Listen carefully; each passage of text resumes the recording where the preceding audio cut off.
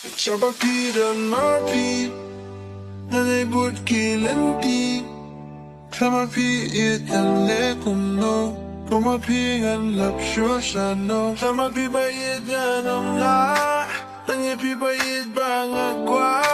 Ay ikti siyang pingan ba, kapinga kwa pandan ngayon na. Chapa bayid nga nung la, yaw so kalengan siya. Tangye bayid nga kwa, tangye bayid nga nga. Ayupigan niya daw Ethan Smith.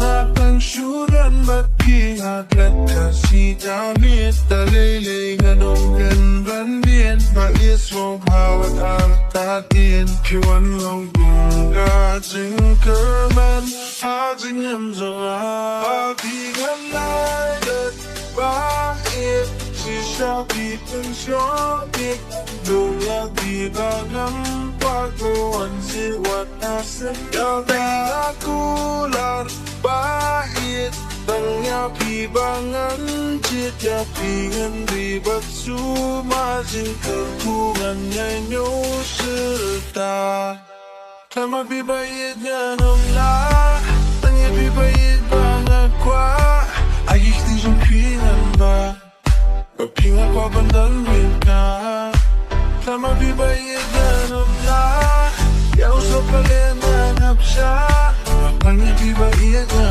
kwa Tangya pibayid nga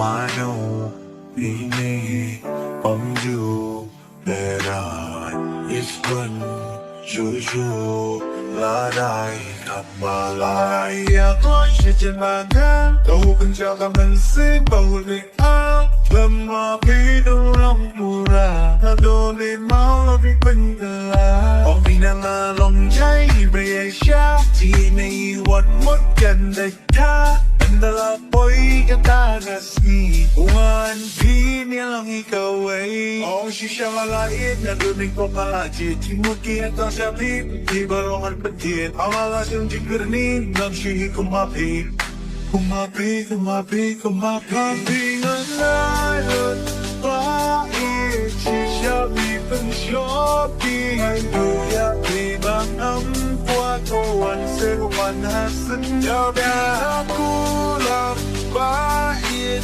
Tangya bibangan Jidya pingan Ribat sumazin Kekungan Nyanyo serta Tama pibayid nga nung la Tangya pibayid bangat kwa Ay ikti siyang pingan ba Kapinga kwa bandang minka Tama pibayid nga nung la Yaw sa kalenganap siya Tangya pibayid nga kwa Tangya pibayid nga